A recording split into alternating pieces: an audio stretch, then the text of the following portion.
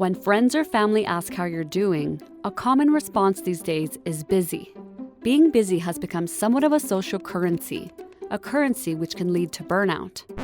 One time I saw a lot of faces. If you told people you were feeling burnt out in the early 1970s, you would have gotten a lot of disapproving stares. LSD, mescaline. Back then, the term was used to describe the side effects of heavy drug use.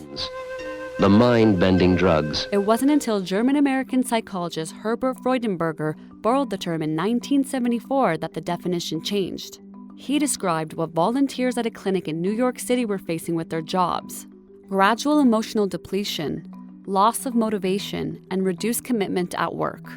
According to the Harvard Business Review, workplace stress leads to an estimated $125 to $190 billion in U.S. healthcare spending every year. Stress has always been something that people haven't always taken seriously. I mean, it's kind of the Rodney Dangerfield, I guess, of doesn't get enough respect in terms of how damaging it can be to my physical health, my mental health, my ability to do my job well, my relationships, my family, friends, neighbors, colleagues, etc.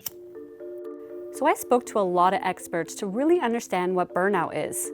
Think of this flame as your energy. If you push yourself too hard over a long period of time without replenishing yourself, burnout hits. When you're under stress, you have a cortisol release in your body. And that's great if a car pulls out in front of you and you need to slam on the brakes in your car, you have that instant stress release. That's good stress. That keeps us safe. But when we're in burnout and we're in that horrible stage of continual stress, the body is still producing cortisol. We don't have enough. We're not allowing ourselves to replenish the tank. Laura Abate from Montreal was working as a freelance travel blogger when she had a burnout.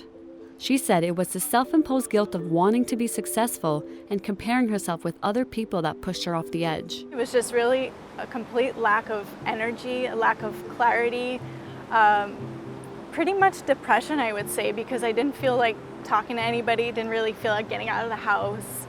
Abate says being self-employed, she worked 60 hours per week and never turned off. And so mentally, I was just not there. It just feels like a dark cloud, I guess, over you, and nothing feels like it has any purpose. Research from Gallup found nearly a quarter of U.S. workers feel burnt out from work very often or always.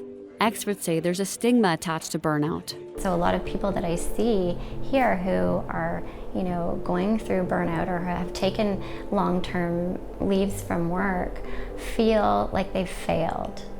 They feel like they're weak.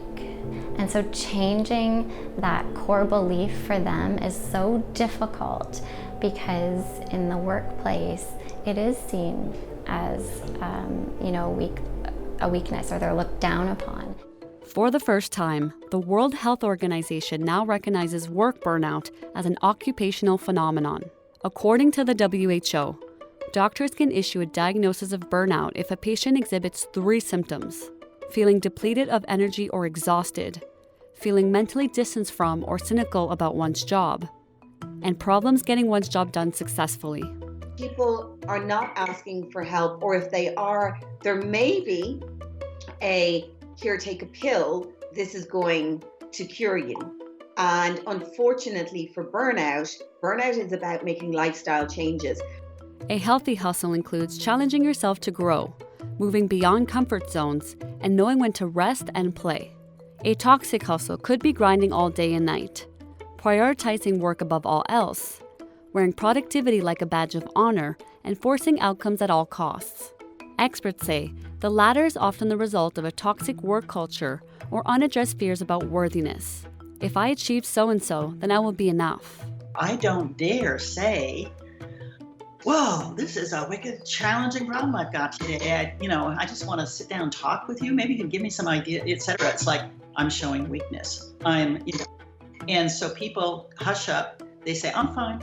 So everybody looks around, I'm fine. And behind we call pluralistic ignorance is the sense of it looks like everybody's okay and I'm the only one, not knowing that there's a lot of us in the same boat and we're not able to somehow communicate with each other that, this is a shared issue and it's okay for us to kind of figure out better solutions. How do we make this a better place? So it's up to the individual to set boundaries, or for employers to recognize when someone is pushing themselves to the point of dire exhaustion and coming up with an action plan. Thanks for watching Global News. If you like what you saw, please like the video. Also hit the subscribe button to get the latest international news and best trending videos.